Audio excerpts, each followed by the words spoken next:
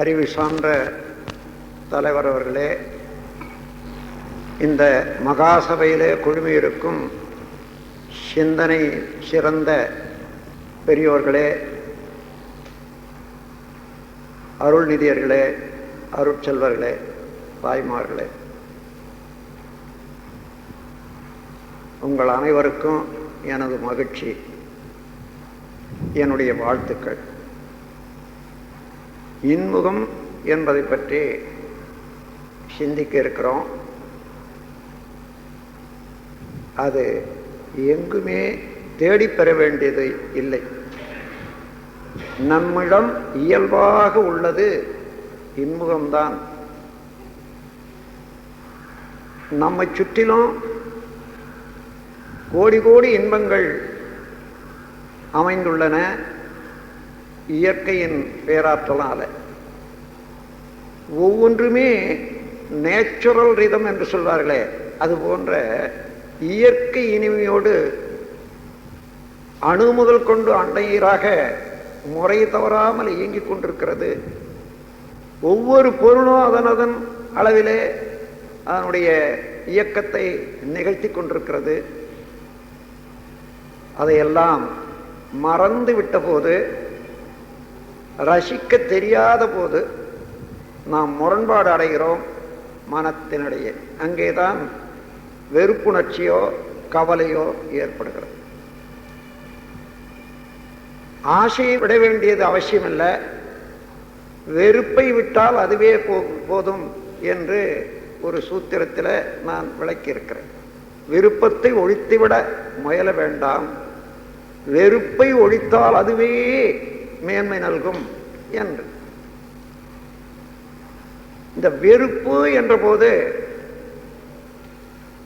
ஆயிரம் ஆயிரம் இன்பங்கள் இயற்கையினாலே படைக்கப்பட்டது நமக்காக. அவற்றையெல்லாம் விட்டு நம்மை ஒதுக்கி வைத்துக் கொள்கிறோம். அதிலெல்லாம் விட்டுவிட்டால் என்ன நட்டம் தானே. எந்தெந்த இடத்திலே இந்த வெறுப்பு ஏற்படுகிறது என்று பார்க்கிற போது, பிறர் செய்யும் காரியம் நமக்கு திருப்தியாக இல்லை, நான் ஏதோ நினைக்கிறோம், அதற்கு ஒத்தவாறு அவர் நடந்து கொள்ளவில்லை என்ற போது வெறுப்புணர்ச்சி ஏற்படுகிறது. உண்மையிலேயே அது அவரிடம் தவறா என்று சிந்திப்போமையானால், இந்த உலகிலே தவறு என்று கூறுவதற்கு ஒன்றுமே இல்லை. இயக்கத்தொடராக ஒவ்வொன்றும் ஒன்றன் பின் ஒன்றாக நிகழ்ச்சிகள் நடந்து கொண்டே இருக்கின்றன. நான் எந்த நிலையிலே அறிவை வைத்துக்கொண்டு நின்று நோக்குகிறோமோ, நாம் நோக்கக்கூடிய கோணத்துக்கு தக்கவாறு நல்லதாகவோ கெட்டதாகவோ புரியும். அது நம்முடைய மனத்திலே தான் அது தவறு இருக்கிறதே தவிர, நாம் வெறுப்புணர்ச்சிக்குரிய பொருள் உலகத்திலே ஒன்றுமில்லை. ஒரு நாள் நான் தாம்பரம் ரயில்வே ஸ்டேஷனில் இறங்கி நடந்து வெளியே சென்று கொண்டிருக்கிறேன். யாரோ மலங்கழித்திருக்கிறார்கள், அங்கே தெரியவில்லை, கொஞ்சம் இருட்டு, கால் செருப்போடு அழிந்து விட்டது. அதை ஒரு அசிங்கமான மன உணர்வு, வெறுப்புணர்ச்சி உண்மையிலேயே ஏற்பட்டது. அடுத்த நிமிடமே ஏன் இந்த வெறுப்புணர்ச்சி என்று கொஞ்ச நேரம் அந்த காலை நன்றாக புல்லிலே துடைத்து விட்டு, அதிலிருந்து அந்த வெறுப்புணர்ச்சி, அசிங்க உணர்வு, இதில் இருந்து என்னை மீட்டுக்கொள்வதற்காக அங்கேயே நின்று சிந்திக்கிறேன். ஒரு காட்சி, இந்த மலமே பேசுவது போல, அப்பா ஏன் என்னை பார்த்து இவ்வளவு வெறுப்படைகிறாய்? மனமுள்ள உணவாக இருந்தேன், உன்னை போல ஒருவரிடத்துல சேர்ந்த போது, வெளிப்பட்ட போது இந்த நிலையோடு வந்திருக்கிறேன். இப்படியே இருந்தாலும் இன்னும் 2-3 நாட்களுக்குள்ளாக நான் தூய்மை அடைந்து விடுவேன். ஆனால் நீ தூய்மை அடைவது எப்போ என்ற அகக்காட்சியாக இருந்தது. அப்பொழுது வெறுப்புணர்ச்சிக்கு என்ன காரணம்? எதுவோ நல்லது கெட்டது, இதுதான் சரி அதுதான் சரி என்று நாம் ஏதோ ஒரு முடிவு வச்சிருக்கோம். அந்த முடிவு தவறான முடிவாக கூட இருக்கலாம். அந்த முடிவில் இருந்து ஒப்பு நோக்கி பார்க்கிற போது நல்லதெல்லாம் கூட தீயதாக உணரும். அந்த அளவில் நாம் சிந்தித்து பார்த்தோமே ஆனால் உலகிலே பகை செய்வதற்கு, பகைப்பதற்கு ஆளே இல்லை, பொருளே இல்லை, நிகழ்ச்சிகள் கூட இல்லை.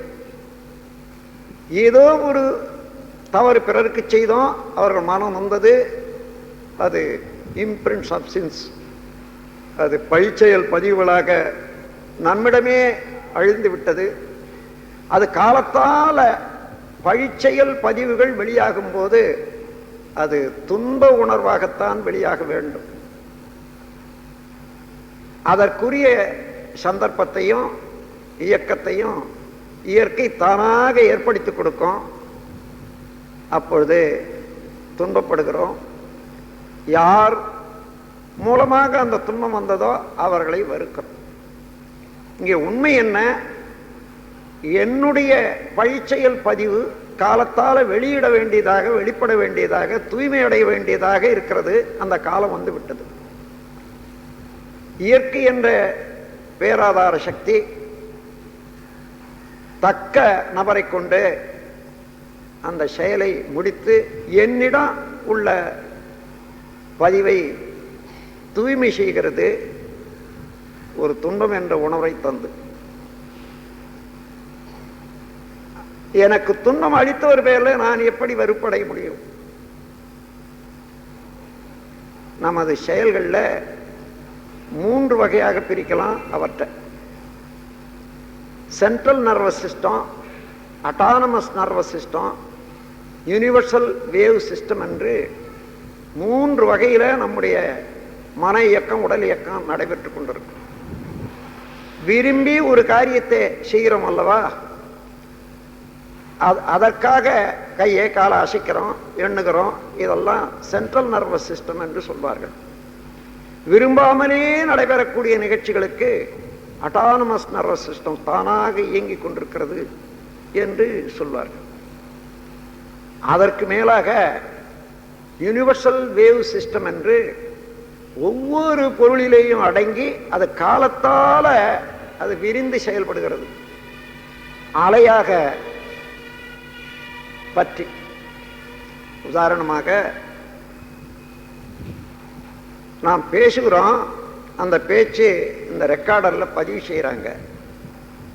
அலை, பேச்சு ஒரு அலை, அந்த அலையிலே ஒரு அழுத்தம், அந்த அழுத்தம் தான் பதிவாகி விடுகிறது. மீண்டும் அதே அழுத்தம் இன்னொரு கருவியின் மூலமாக வெளியிடும் போது இதே பேச்சு வருகிறது. இவ்வாறு ஒவ்வொரு செயலும் பதிவாகிவிடும். ஒரு மரத்திலே வித்து, அந்த வித்தில் மரத்தினுடைய தன்மை முழுவதிலும் ப்ளூ பிரிண்ட் என்று சொல்வார்களே, அதுபோல பதிவாக இருக்கிறது. நீங்க எடுத்து பார்த்தா அணுக்கள் அடங்கி இருக்கக்கூடிய ஒரு உருவத்தில் சிறிய உருவமாயிலும் இந்த மரத்தை பார்க்க முடியுமானா முடியாது. ஆனால் அதை விதையாக போட்டு விட்டா, அதாவது விதைச்சு விட்டா, தண்ணி ஊற்றிட்டே வந்தீங்கன்னா முதல்ல மரம், செடி வரும், தண்டு வரும், கிளைகள் வரும். காலத்தால் 2 வருஷம் 3 வருஷம் பொறுத்து பூ வரும், அதன் பிறகு காய் வரும், பழம் வரும். இவைகளெல்லாம் எவ்வாறு அடங்கி இருந்தன, எவ்வாறு வெளிப்படுகின்றன என்றால் இதுதான் யூனிவர்சல் வேவ் சிஸ்டம். இது அட்டானமஸ் என்றோ சென்ட்ரல் நர்வஸ் சிஸ்டம் என்றோ சொல்வதற்கு இல்லை. எப்படி என்றால், விதையை போடுறோம், 10 விதமான விதையை போடுறோம் 10 தொட்டியில், அதுவே தண்ணி, அதுவே மண். ஆனால் ஒவ்வொரு மரத்துக்கும் அல்லது பூச்செடியாக இருந்தால் அந்த பூச்செடிக்கும் ஒவ்வொரு விதமான ரசாயன அமைப்பு, அதனுடைய பூக்களுடைய அமைப்பு, பேட்டர்ன், பிரிசிஷன், ரெகுலாரிட்டி என்ற முறையில் ஒவ்வொன்றுக்கும் ஒவ்வொரு வித தன்மை இருக்கிறது. அது காலத்தால் ஒவ்வொன்று வெளிவருகிறது. இங்கே எதை வைத்துக்கொண்டு இந்த தயாரிப்பு ஏற்படுகிறது என்றால் யூனிவர்சல் வேவ் சிஸ்டம் என்று இந்த பிரபஞ்சம் முழுவதிலும் இயங்கி பெற்ற பதிவுகள் ஆகாஷிக் ரெக்கார்டு என்று சொல்வார்கள். அந்த ரெக்கார்ட் படி இப்போ கம்ப்யூட்டரில் ஒரு செய்தியோ ஒரு கருத்தையோ பதிவு செய்கிறோம், மீண்டும் அது வெளியிடுகிறது. எல்லாவற்றையும் சேர்த்து மெமரி என்று கொண்டு போய் வச்சிடுறாங்க. மீண்டும் வேலை செய்து கொண்டே இருக்கும். எப்பொழுதாயிலும் தேவையான போது அப்படி சேர்த்து வச்ச மெமரியை கூட திரும்ப ரீகால் பண்ணுறது ஒரு சிஸ்டம் இருக்குது. அது போன்று இந்த பிரபஞ்சத்திலே இருக்கக்கூடிய கோள்களுடைய அலையிலிருந்து வரக்கூடிய சக்தி, பூமி நடுமையத்திலிருந்து வரக்கூடிய சக்தி, இன்னும் காற்று, மற்ற உணவுகள், இவைகளில் இருந்து வரக்கூடிய சக்தியை கொண்டு ஒவ்வொரு செடியும் அதற்கு வேற்ற வரையில் எடுத்துக்கொள்ளுது.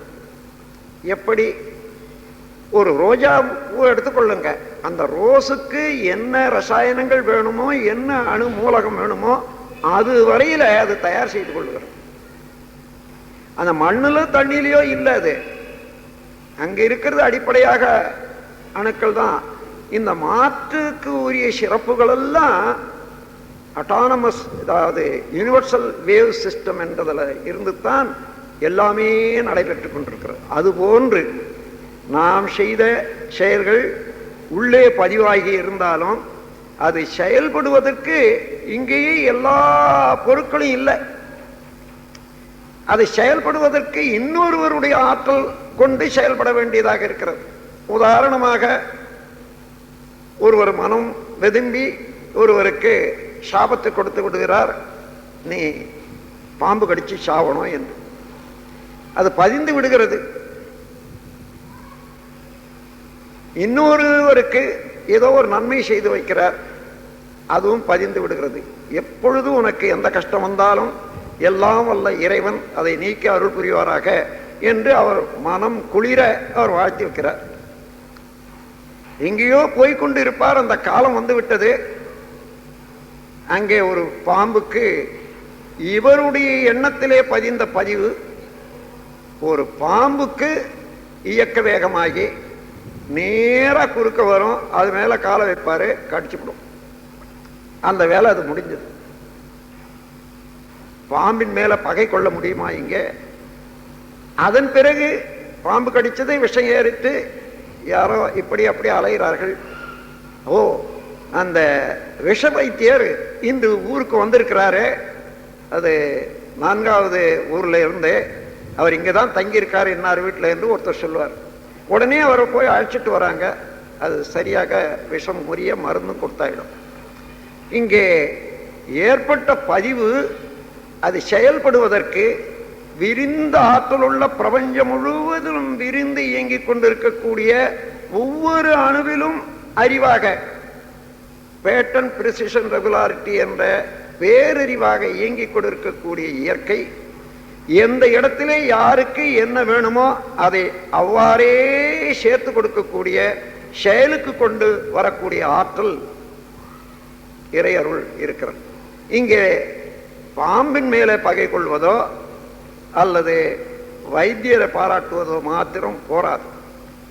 அதற்கு மூலமாக ஒரு வினையின் தொடராக, செயலின் தொடராக விளைவு வந்து கொண்டே இருக்கிறதே இது இயற்கையில. அதை தெரிந்து கொண்ட போது அமைதி கொள்ள வேண்டியதுதான். நான் தெரிந்தோ தெரியாமலோ ஒரு தவறு செய்தேன், அந்த தவறு இன்று துன்பமாக வந்து அது திருத்தம் செய்யப்பட்டு விட்டது என்ற போது, வலுவு கழிந்த போது என்ன பாராட்டத்தான் வேண்டும். அதே போல ஒருவர் துன்பம் செய்து விட்டார் என்றால் அவர் மேல குற்றமே இல்லை. என்னுடைய குற்றம், என்னுடைய பதிவு இன்று வெளிப்பட வேண்டியதாக இருக்கிறது, அவர் மூலமாக வெளியாகிறது. அவரை இந்த யூனிவர்சல் வேவ் சிஸ்டம் என்று இறையருள் திருவருள் என்று சொல்வார்களே, அந்த நிலையில அது தூண்டிவிட்டு அந்த துன்பத்தை எனக்கு ஏற்படுத்தி இருக்கிறது. அதுக்கு காரணம் நானே தான். எங்கே அவரை போய் பகைத்தோ அவரிடம் வெறுத்து கொண்டோ என்ன ஆவது? தேவையே இல்லை. அதற்கு பதிலாக என்னுடைய பதிவை நீக்கி என்னை தூய்மை செய்வதற்கு இறையருள் அந்த மனிதனை உபயோகப்படுத்தி கொண்டதல்லவா? அவன் பாக்கியசாலி, அவன் வாழட்டும், வாழ்க வளமுடன், வாழ்க வளமுடன் என்று. இதுதான் எதிரிகளை கூட வாழ்த்த வேண்டும் என்று வள்ளுவனார் கூறியிருப்பது. துன்பம் செய்தாலும் கூட அவருக்கு நன்மையே தான் செய்யணும். காரணம், துன்பம் செய்தது அவன் அல்ல, அதற்குரிய காரணம் நானே தான். இப்ப அவன் துன்பம் செய்யவில்லை, சரியாக பார்க்கிற இடத்துல எனக்கு நன்மை தான் செய்திருக்கிறான். அடங்கி இருந்த ஒரு அழுக்கை துடைத்து விட்டான், அவன் வாழ்க. இந்த மாதிரி இயற்கையினுடைய பேர அருளை பிரபஞ்சம் முழுவதும் நிரம்பி ஒவ்வொரு அணுவிலும் அறிவாக இயங்கிக் கொண்டிருக்கக்கூடிய அதே ஆற்றல் எல்லா பொருளிடத்திலும் இருக்கிறது. அவரவர்களுடைய வினைக்கு தக்கவாறு காலத்தோட அதனுடைய விளைவுகளை கொண்டு வந்து சேர்க்கக்கூடிய ஆற்றல் திருவிளையாடல் என்று சொல்வார்கள். அந்த நிலையில நீங்கள் கவனித்து பார்ப்பீர்களே ஆனால் ஒவ்வொரு நிகழ்ச்சிக்கும் நாம் நேரடியாக காரணத்தை கண்டுபிடிக்கக்கூடிய அளவுக்கு அண்மையிலே நிகழ்ச்சிகள் இருந்தால் கண்டுபிடிக்கலாம். இல்லையானா உண்மையிலேயே இந்த உண்மையை உணர்ந்து கொள்ளலாம். அதைதான் அதை அதிர்ஷ்டம் என்று சொல்வார்கள். திருஷ்டம் என்றால் தெளிவாக பார்க்கக்கூடியது, அதிர்ஷ்டம் என்றால் தெளிவாக புலன்கள் மூலமாக உணர முடியாது, ஆனால் நடைபெற்று கொண்டிருப்பது. அதை அதிர்ஷ்டம் என்ற வார்த்தையினால சொல்வார்கள். அந்த முறையில் சரியாக நாம் கவனிக்கும் இடத்து உலகிலே குற்றவாளி யாருமே இல்லை. ஒரு குற்றவாளியே இருக்கிறான் என்று நீங்கள் இன்று அவனை குற்றம் சாட்டலாம் நீதிமன்றத்தில். ஆனால் ஒரு மனிதன் குற்றம் செய்தானேயானால் அந்த குற்றம் செய்வதற்குரிய சூழ்நிலை, குற்றம் செய்வதற்குரிய ஒரு மனப்பான்மை, இவைகளெல்லாம் சமுதாயத்திலேயே இருக்கக்கூடிய குற்றம்தான். அப்படி பார்க்கும்போது சமுதாயம் என்பது ஒரு கூட்டு, அதில் நானும் ஒரு பார்ட்னர் தான் என்று எடுத்துக்கொள்ள வேண்டியதாக இருக்கும். எனவே சமுதாய அமைப்பினிலே உள்ள குறைபாடே தனி மனிதன் குற்றங்கள் அனைத்துக்கும் மூலம். சமுதாயம் தனியாரை தண்டித்து மேலும் ஒரு தவறிழைக்கும் செய்கையினை நீதி எனில் நன்றோ. இப்பொழுது நாம் நீதி விசாரணை செய்து நீதி என்று வழங்குகிறோமே, இரண்டாவது குற்றம் என்பது என்னுடைய கருத்து. முதலிலே ஒரு மனிதன் குற்றம் செய்வதற்கு உரிய வாய்ப்பை கொடுத்து அவன் வளர்ந்த வகை, வளர்க்கப்பட்ட விதம், சமுதாயத்திலே உள்ள ஒரு அமைப்பு, குற்றம் செய்வதற்கு தூண்டிய காரணம் கூட சமுதாயத்தில் உள்ள அமைப்பு தான். அப்படி அவன் குற்றம் செய்த பிறகு அவன் மாத்திரம் குற்றவாளி என்று தண்டிப்பது இரண்டாவது குற்றம். குற்றவாளிக்கு உணர்த்துவது தவறில்லை. அதே நேரத்தில் இந்த குற்றத்துக்கு காரணமான சமுதாயம் திருந்த வேண்டும் என்று அந்த தண்டனை அளிப்பவர்கள் அதற்கு ஒரு தீர்ப்பு எடுத்துக்கொண்டால் அப்பொழுதுதான் நீதி என்பது செழிக்கும். ஆனால் அது இல்லை. நாம் இரண்டாவது குற்றத்தை தான் நீதி என்று எடுத்துக்கொள்கிறோம். அதே தன்மையிலே நாம் ஒவ்வொன்றையும் பார்க்கிறோம். எப்பொழுதும் ஏதேனும் ஒரு துன்பம் வந்தா, நட்டம் வந்தா, யார் மீதேனும் அதுக்கு குறைய சொல்லி நாம தப்பிச்சுக்கிறோம். அவரால் தான் வந்தது, அதனால தான் வந்தது என்பது மனிதனுக்கு வழுக்கி போகக்கூடிய ஒரு தன்மை உண்டு. குற்றத்தை தான் ஏற்றுக்கொள்ளாது. வாசப்படியில போய் இடிச்சு கொள்வான். வாசப்படி இடிச்சதுன்னு தான் சொல்லுவானே தவிர நான் வாசப்படியில முட்டிக்கொண்டேன்னு சொல்றதில்லை. கல்லுல போய் மோதிக்கொள்ளுவான், கல்லு இடிச்சு எடுத்துன்னு சொல்லுவான்.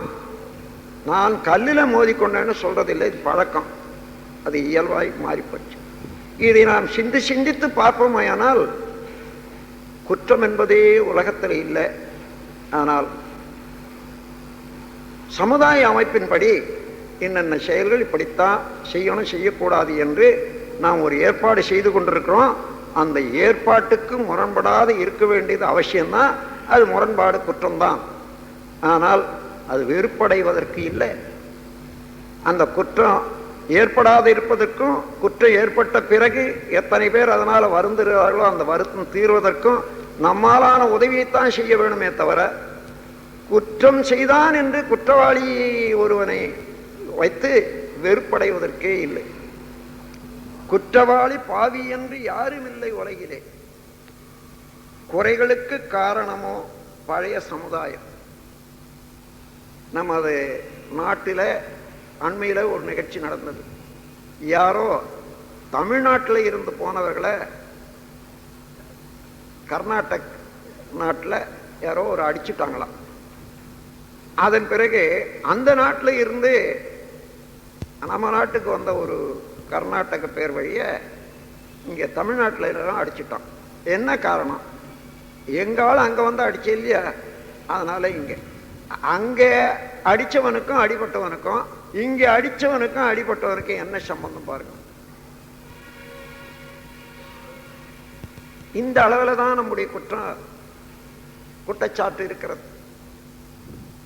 அதே போலதான் நாம் எந்த குற்றமும் இப்படி சம்பந்தம் இல்லாததை நாம் சம்பந்தமாக்கி கொண்டு குற்றம் குற்றம் குற்றம் என்று நேரடியாக நல்லதெல்லாம் கூட அதில் உள்ள நன்மை உணராத குற்றம் குற்றம் என்று சொல்லி குற்ற உணர்வு அதிகமாக ஆக நமது உள்ளுணர்வும் மேலாக உள்ள இயங்கிக் கொண்டிருக்கக்கூடிய புறமனமும் வேறுபட்டு இணைப்பு இல்லாத தவித்து கொண்டிருக்கிறது. எந்த இடத்துல அமைதி வறுமை என்றால் உள்ளுணர்வும் வெளியில் இருக்கக்கூடிய இயக்கமும் ரெண்டும் நடைபெறணும், ஒன்றாக இருக்கணும். உதாரணமாக ஒரு குற்றம் செய்த ஒருவனை நீதிமன்றத்தில் நிற்க வைத்து, அப்பா ஏன் இந்த குற்றம் செய்தாய் என்று நீதிபதி கேட்கிறார். நான் செய்யவே இல்லைங்க, சும்மா சொல்றாங்க. ஆனால் செய்தவன் அவனாக இருந்தாலும் கூட அந்த தண்டனைக்கு பயந்து அம்மாதிரி சொல்லுகிறான் என்ற போது முனையில் இருக்கக்கூடிய மனம் என்ற நிலையில இன்ப துன்பத்துக்கு கட்டுப்பட்டது, பயப்பட்டது, அது இல்லை இல்லை என்று சொல்லுகிறது. ஆனால் உள்ளே அவன் செய்தது குற்றம் கொஞ்சமாயிலும் மறுக்க முடியுமா, அதை மாற்ற முடியுமா? அதை மறுக்கவே முடியாது. அது பாட்டுக்கு சொல்லிக்கிட்டு தான் இருக்குது. நான் என்ன நகத்தை செய்தேன், இங்கே போனேன், இங்கே அடித்தேன் என்றது உள்ள இருந்துக்கிட்டே தான். இப்படி உள்ளுணர்வுக்கும் வெளியில் உள்ள பேச்சு அல்லது செயலுக்கும் வேறுபட்டு இருக்கக்கூடிய வரையில மனிதனுக்கு அமைதி என்பது கிட்டார். அந்த அமைதி ஏற்படும் வரையில உடலும் உள்ளமும் நன்றாக ஆரோக்கியமாக இருக்க வழியே இல்லை. ஒவ்வொரு நிமிடமும் இந்த வெளிப்புறம் உட்புறத்துக்கு இரண்டுக்கும் ஷார்ட் சர்க்யூட். இந்த ஜீவகாந்த அலையில பொருந்தா உணர்வாகி அது நரம்புகளையும் பாதிக்கும், இன்னும் மூளையும் பாதிக்கும், உடல்ல உள்ள செல்களையும் பாதிக்கும். அதனால்தான் ராமலிங்க பெருமாள் சொல்றாரு, உள்ளொன்று வைத்து புறம் ஒன்று பேசுவார் உறவு கலவாமை வேண்டும் என்று. அந்த உள்ளொன்று வைத்து புறம் ஒன்று பேசும்போதே வெறுப்புணர்ச்சி தான் அதிகமாக இருக்கும். எப்பொழுதுமே உண்மை உணர்வு வராது.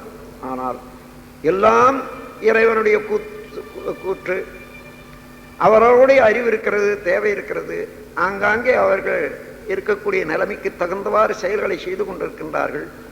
அந்த செயல்களை மாற்றி நல்ல முறையில் அவர்கள் செய்வதற்கு யார் யார் தயாராக இருக்கிறார்களோ அல்லது யாராருக்கு எந்தெந்த உதவி வேணுமோ, என்னால் என்ன செய்ய முடியும் அதை செய்வேன் என்று உதவி செய்வதோடு உதவி செய்வதற்கே தன்னை ஆளாக்கி கொண்டு தயாராக இருந்தால் குற்றவாளி என்பதே இல்லவே இல்லை.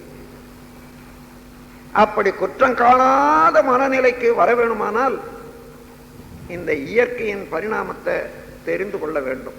யார் குற்றவாளி?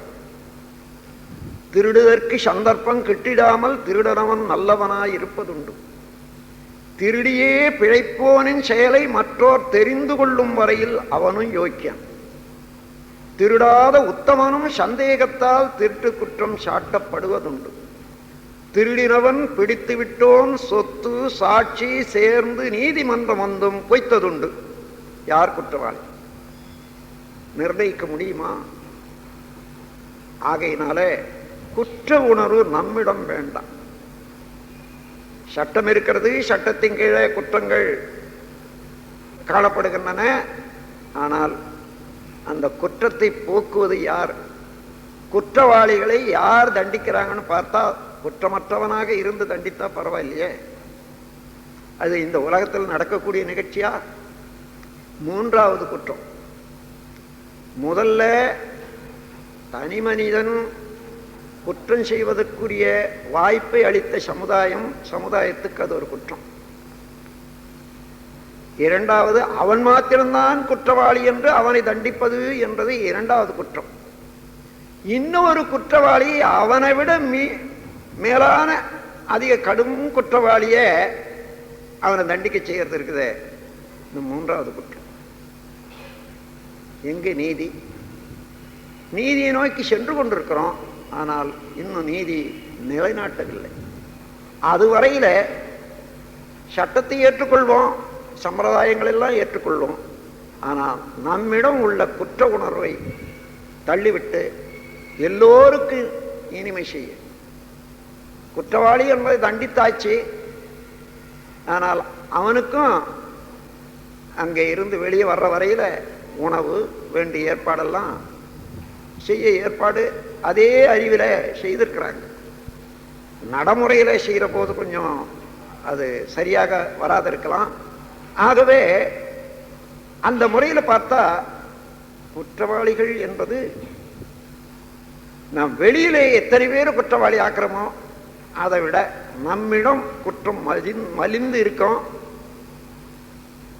ஆழ்ந்து ஆழ்ந்து ஆராய்ச்சி செய்து நம் குற்றத்தை நீக்கிக் கொள்ள முயலும் போது பிறர் குற்றத்தை மன்னிக்கக்கூடிய தகமை ஏற்படும். பிறர் குற்றத்தை மறக்கக்கூடியது அல்லது பாராட்டாமல் அவர்களுக்கு நன்மை செய்யக்கூடிய அறிவு வந்துவிடும். இந்த முறையிலே நாம் சிந்தித்து உண்மையிலேயே குற்றம் யாரிடமும் இல்லை. யுஎஸ்ஏ லாஸ் ஏஞ்சலஸ், அங்கே தாமஸ் மென்டல் பிசிக்ஸ் என்று ஒரு நிறுவனம், அங்கே ஒரு பெரிய ஹால், அங்கே ஒரு கூட்டம், பொதுக்கூட்டம் போட்டாங்க. அங்கே இந்த கூட்டத்தில் மனிதனுடைய பிஹேவியர், நடத்தையை பற்றி நான் உரையாற்றி முடித்தேன். பல இருந்து பல கேள்விகள். அப்பொழுது ஒரு அம்மையார் கேட்கிறார், இந்த நாட்டிலே மற்ற நாடுகளை விட ஆண் பெண் அவர்கள் விருப்பம் போல நெருங்கி பழகுவதற்கு இடம் இருக்கிறது. இந்த சமுதாயத்தில் அதிகமாக கட்டுப்பாடு இல்லை. அப்படி இருந்தும் கூட இந்த நாட்டிலே அதிகமாக ரேப், கற்பழித்தல் என்ற குற்றம் நடக்கிறதுக்கு என்ன காரணம் சுவாமிஜி என்று ஒரு அம்மையார் கேட்கிறார்.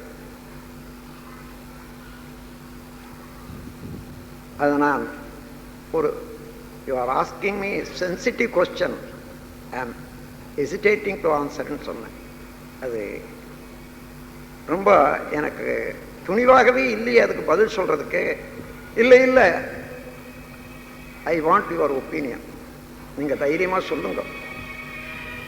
நான் சொன்னேன், இந்த நாட்டில் ஒரு இளம் பெண் ஒரு 10 வாலிபர்களோட நெருங்கி பழகிறா, மிகவும் சிநேகமாக, நட்பாக. ஒவ்வொரு வாலிபரும் தனக்கு இவள் உரியவளாக வருவாள் என்ற ஒரு எண்ணத்தையும் ஆசையும் அதன் மூலமாக வளர்க்கப்பட்டு விடுகிறது. ஒவ்வொருவரும் அவளையே நோக்கி அவளை அடையணும் என்ற ஒரு பதிவு ஏற்பட்டு போகுது. விருப்பமும் அதிகமாகுது. கடைசியில் ஒருவனை தேர்ந்தெடுத்துக் கொள்றா, மற்றவர்களெல்லாம் ஏமாந்து போறாங்க. இந்த ஏமாற்றம், இந்த பதிவு கூடிக்கொண்டே வருகிறது. ஏதோ ஒரு முரடன் தனியாக சந்திக்கக்கூடிய நேரம் வர்ற போது அவளிடம் இந்த 10 பேருடைய பதிவு இருக்கிறதே, அந்த பதிவு முரடங்கிட்ட திருப்பி பிரதிபலித்து அவன் கற்பழிப்பு என்ற முறையில் அதை ஈடேற்றி விடுகிறான். அப்போ அதுக்கு காரணம், இப்போ ரேபிஸ்ட் என்ற கற்பழித்தவனாண்ட மாத்திரம் இல்லை, இந்த சமுதாயத்தில் உள்ள பழக்கம், அந்த பழக்கமே அதற்கு வழிவகுத்தது என்று விளக்கின ஒத்துக்கொண்டாங்க. ஆனால் அம்மாதிரி குற்றவாளிகளை தண்டிக்காத எப்படி விட்டுடுறது? கட்டாயம் தண்டிக்கணும். ஆனால் அந்த குற்றவாளிகளை தூக்கில் போடணும்னு நீங்கள் சொன்னீங்க, சொல்கிறாங்க அவங்க. அந்த மாதிரி ரேபிஸ்ட்டை தூக்கில் போடணும், விடக்கூடாதுன்றாங்க. அந்த மாதிரி குற்றவாளிகளை தூக்கில் போடுறதுன்னா இந்த உலகத்தில் சுமார் ஒரு 50% ஆள் தான் நிற்கும். 50% தூக்கில் போட வேண்டியது இருக்கு நாளைக்கேன்னு சொன்னேன். இல்லை அது அப்படியே இல்லை, அப்படி ஆகாதுன்னு. ஆனால் கற்பழித்தல்ன்றதுக்கு ஒரு அர்த்தம் என்னன்னு கேட்டேன். சும்மா இருந்தாங்க. நான் சொல்கிறேன், ஒரு பெண் சம்மதம் இல்லாமல் ஒரு ஆண் அக்ரெசிவாக, அதாவது வற்புறுத்தி நிர்பந்தித்து அவள் விருப்பத்துக்கு மாறாக அந்த உடலை அனுபவித்தால் அதுதானே கற்பழிப்பு என்று சொன்னேன். ஆம், எல்லாரும் ஆம் ஆமாம். கணவன் மனைவி உறவிலேயே எத்தனை கணவன்மார் தன்னுடைய மனைவியிடமே இம்மாதிரி நடந்து கொண்ட காலம் உண்டு என்று கொஞ்சம் யோசித்து பாருங்கன்னு சொன்னேன். அப்போ எல்லோருமே அப்படி பெண்ணுக்கு விருப்பமில்லாது நிர்பந்தப்படுத்தி உடல் உறவு கொண்டது கற்பழிப்பு என்றது ஒத்துக்கொண்டா எத்தனை பேர் இப்ப நாளைக்கு தூக்குக்கு போகணும்?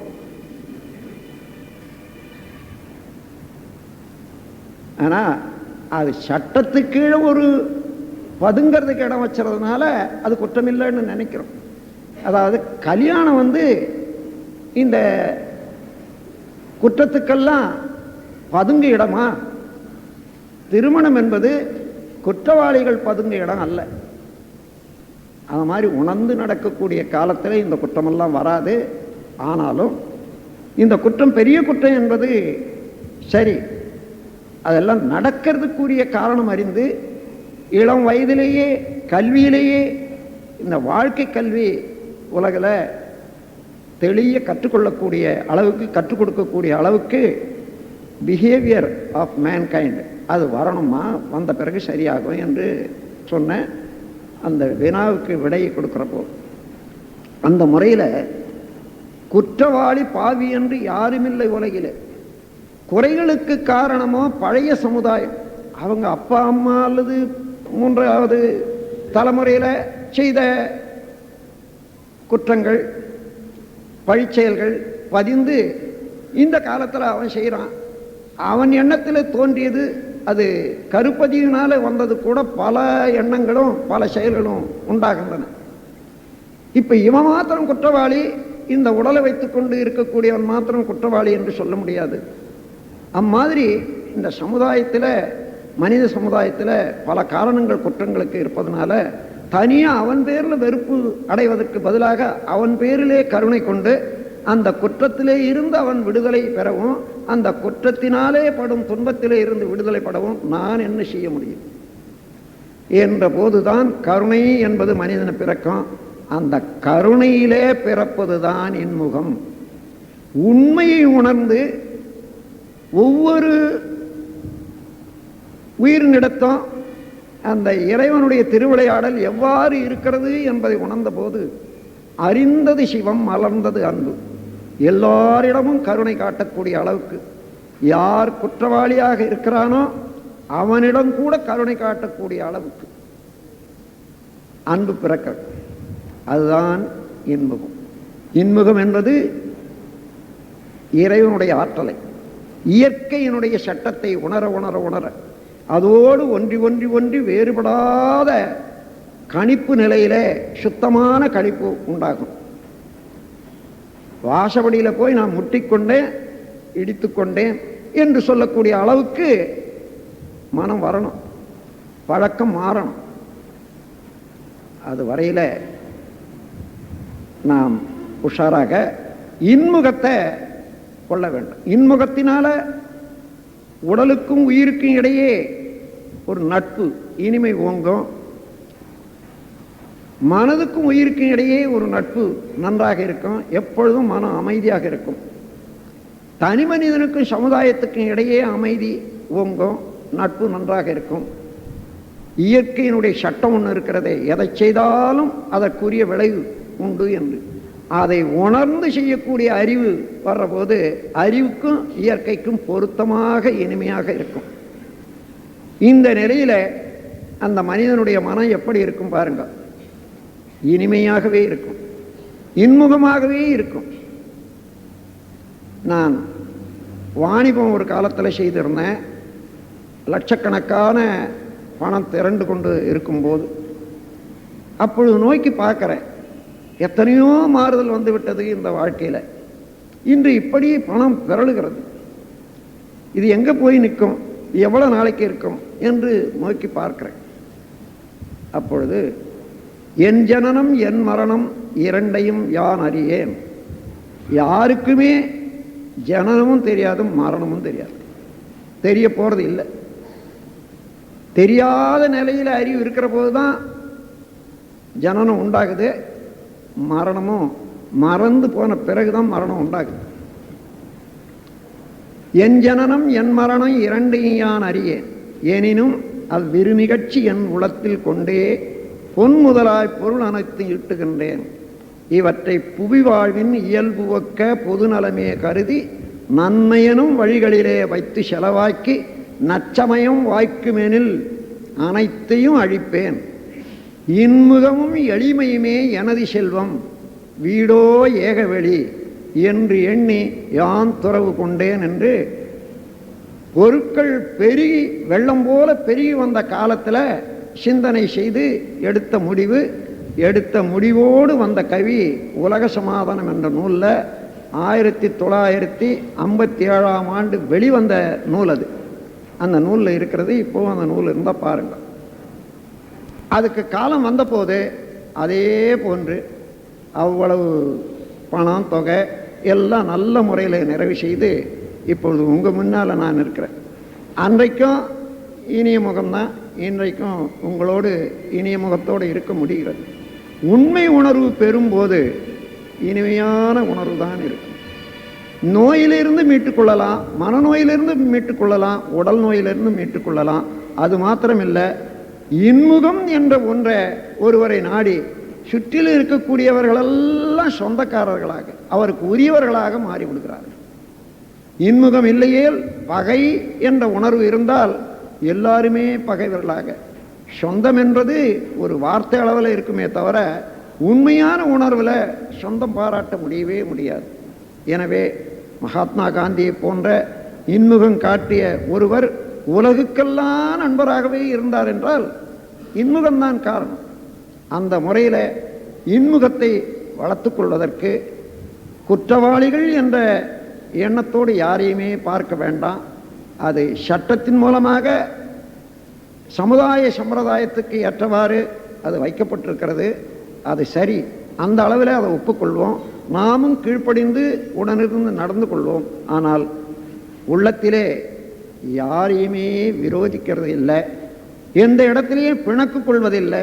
எல்லாமே நிகழ்ச்சிகளாக இறைவனுடைய திருவிளையாடல் படி ஒன்றன் பின் ஒன்றாக காரண விளக்கங்களோட காரண காரியங்களோடு வந்து கொண்டு இருக்கிறது என்ற உண்மை உணர்ந்து எல்லாவற்றையும் எது வந்தாலும் ஏற்றுக்கொள்றதுக்கு தயாராக இருந்து கொண்டு அதே நேரத்தில் உயிர்களிடத்தில் அன்பும் கருணையோடு நாம் உதவி செய்வதற்கு தயாராக இருக்கிற போதெல்லாம் நமக்கு இன்முகம்தான் இருக்கும் என்று கூறி இந்த இன்முகத்தை வளர்த்து கொள்வதற்கு, மன உறுதி கொள்வதற்கு, மன அமைதி பெறுவதற்கு நல்ல முறையிலே தவத்தை செய்து வாருங்கள். தவத்தின் மூலமாக அகத்தாய்வு செய்து கொள்ளுங்கள். பேராசை, சினம், கவலை இந்த மூன்றையும் விட்டு பாருங்க. மிச்சம் இருப்பது என்ன? இன்முகம்தான். அதோடு மட்டுமல்ல, இந்த இன்முகத்தோடு இருக்கணும்னா எதிர்பார்க்கிறத தவிர்க்கணும். நாம் எந்த நேரமும் நமக்கு தெரிஞ்சவங்க 4 பேர் இருந்தால் அவர் இப்படி செய்யணும், இவள் இப்படி செய்யணும், இவர் இதை கொடுக்கணும், என்னுடைய கருத்தை இவர் இப்படி ஒத்துக்கொள்ளணும் என்று எப்பொழுதுமே அவர்கள் நமக்கு அடங்கி இருக்க வேண்டும் என்ற எண்ணத்திலேயே நம் விருப்பம் போல நடக்க வேணும் என்ற எண்ணம் வச்சிருக்கோமே, இந்த எதிர்பார்ப்பு அடியோடு விட்டுவிடும். இந்த எதிர்பார்ப்பில் எப்பொழுதும் நாம் எதிர்பார்க்கறது சரியாக வராது. ஒரு எதிர்பார்ப்பு என்றால் 4 பரிமாணங்கள் அதுக்கு உண்டு. Judgement of the need, quantity, quality, time என்று. அதாவது அது அவசியம் என்ற மதிப்புணர்வு, அது அளவு, தன்மை, காலம். இந்த 4 வச்சு தான் உன்னை எதிர்பார்க்குறோம். ஆனால் நாம் அது அவசியம் என்று உணர்கிறோமே அல்லது அதுக்குரிய மதிப்பளிக்கிறோமே, அதே போல் அவர்களை அளிக்க மாட்டார்கள். அந்த இடத்திலேயே வேறுபடும். அப்படி அளித்தாலும் எவ்வளவு வேணும் என்று நாம் நினைக்கிறோமே அதே அளவு அவர்கள் அது உணர நீதியாக கொள்ள மாட்டார்கள். அங்கே மாறிவிடும். அதன் பிறகு எந்த முறையிலே தன்மையில என்று நினைக்கிறோமே அங்கேயும் மாறிவிடும். எந்த காலத்திலே என்று எண்ணுகிறோம் பாருங்க, அதுவும் மாறிவிடும். ஒரு குடும்பம் எடுத்துக்கொள்ளுங்க.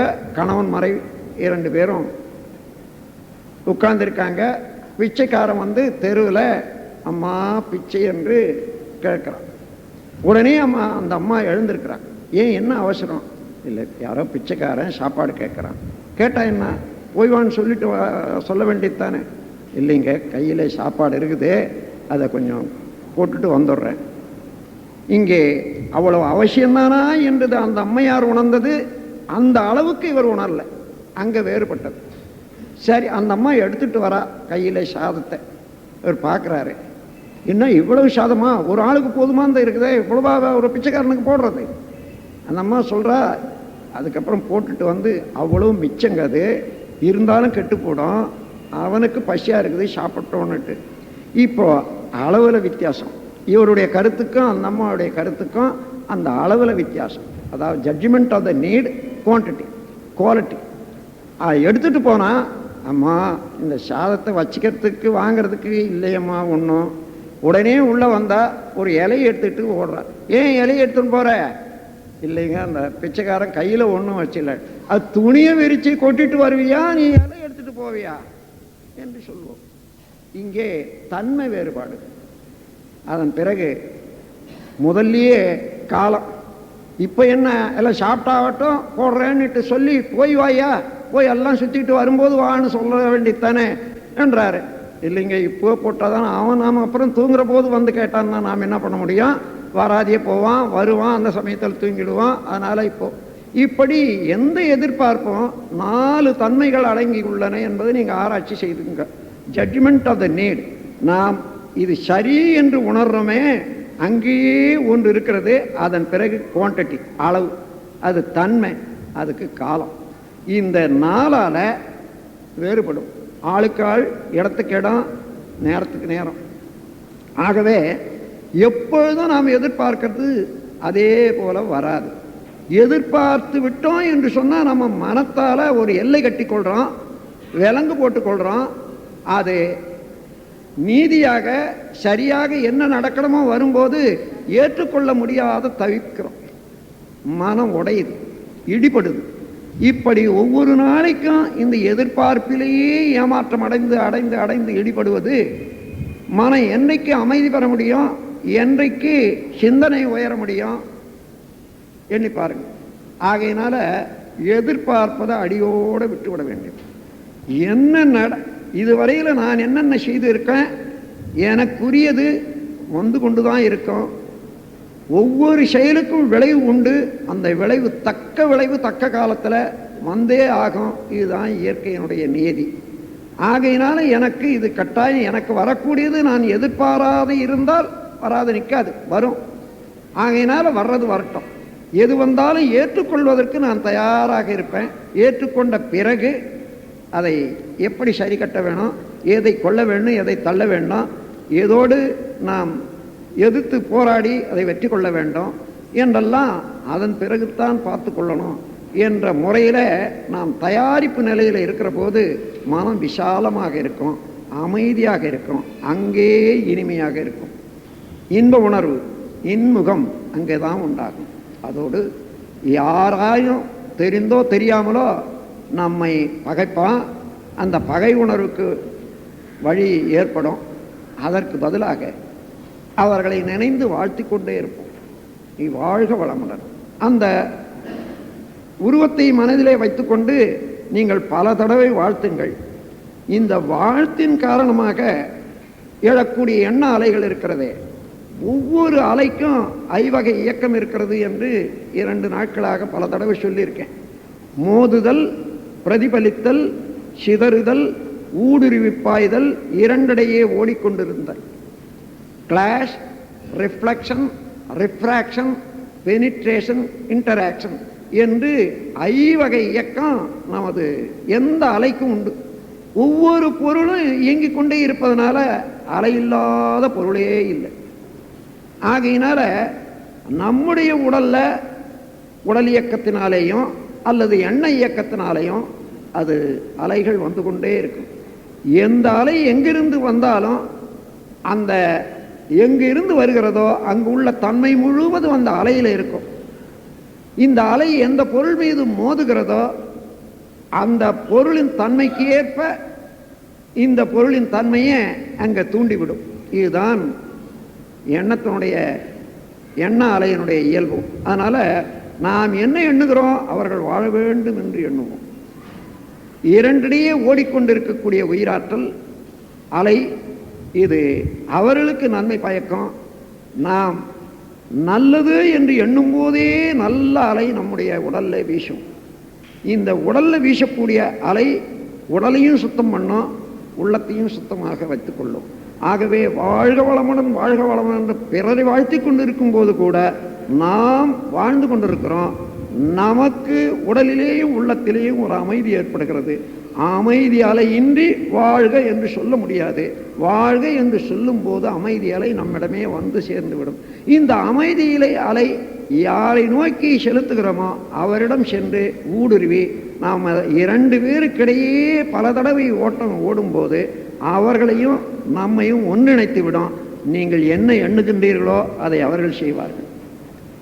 அவர்கள் வெறுப்புணர்ச்சி கொண்ட போதிலும் கூட சரி, அந்த வெறுப்புணர்ச்சி விட்டு நட்புணர்ச்சியோடு வந்து அவர்களே வந்து ஐயா நான் செய்தது தவறு, மன்னித்து விடுங்கள் என்று கேட்கக்கூடிய அளவுக்கு எத்தனையோ சம்பவங்கள் நிகழ்ந்ததை நாம் பார்க்கிறோம்.